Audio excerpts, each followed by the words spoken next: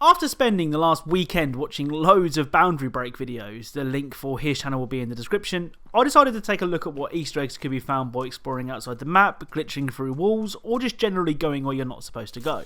So sit back, relax, and I hope you like the video.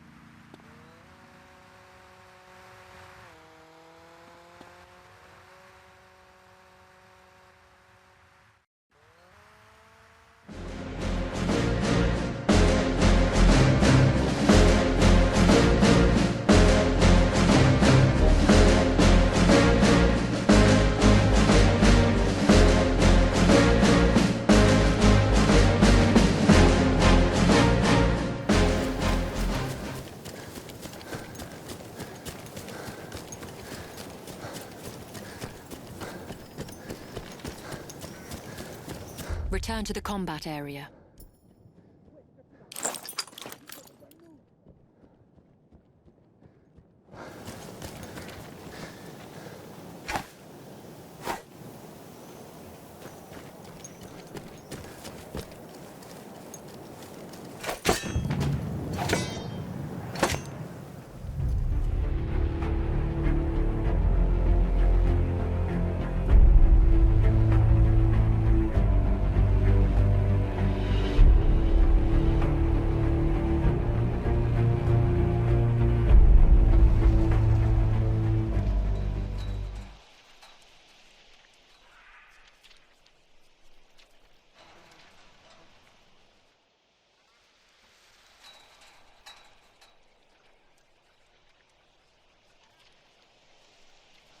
You won't help.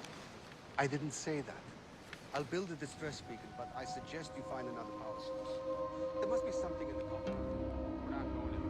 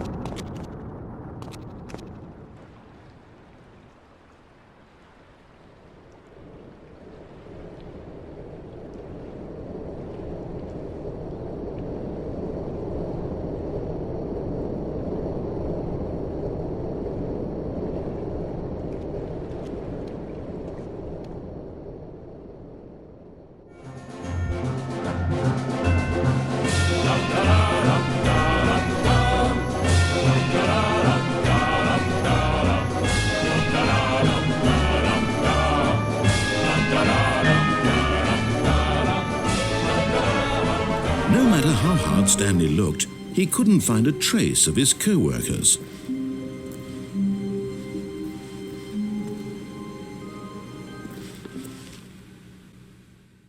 At first, Stanley assumed he'd broken the map, until he heard this narration and realized it was part of the game's design all along. He then praised the game for its insightful and witty commentary into the nature of video game structure and its examination of structural narrative tropes.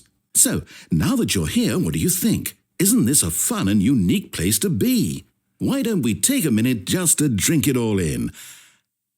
Okay, I'm over it now. What do you think? Are you sick of this gag yet? Ah, then in that case we'll continue. But now, here comes the real question. What do you think would have happened if you had told me that you wanted this to stop? Do you think it would have been particularly different? Would I have taken the same idea but rephrased it superficially to fit that answer? Perhaps you never would even have thought of it if I hadn't brought up the issue in the first place. Oh, now think about it. Will it be worth it for you to restart and then come back here just to do the other option? Clearly, this whole gag takes some time. What if the other option is even longer? How long will you spend in total just to have heard all the narration? Oh, and this is rich. Perhaps you've just played the other option, and now you've come to see what happens in this one. So, what do you think? Which choice was the better one? Imagine if you had selected Continue on your first playthrough, how tantalizing it would be not knowing what happens when you pick the other option. Indeed, you are one of the lucky ones. Though if the other option is really miserable to listen to, then perhaps you're not. In fact, I'm just going to say that no one who's listening to this is lucky. Well now, I've built up the other options so much that I'm going to stop talking and leave you to your decision whether to come back here, continue with the game, or just sit in this spot forever and ever. Cheers.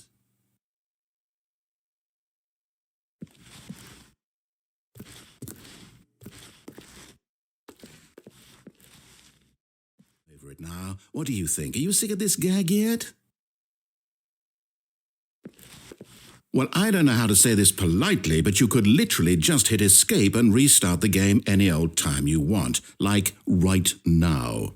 You could have done it just then. Now would also be an appropriate time to quit.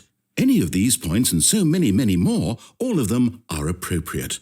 I'm enjoying what seems to be an internal conflict going on where you are literally unable to act on your own desires to restart the game. So, just to push the envelope, I'm going to try and make this as miserable as possible and see how long you can maintain. There once was a man named Stanley, who people considered so manly. But the truth must be told, he was not very old and was quite particularly gangly. What Stanley liked most was buttons. He pushed them like some kind of glutton. He did it all day in a meaningful way, but his brain had long ceased to function. Which is why he is in this parable, and lives an existence quite terrible.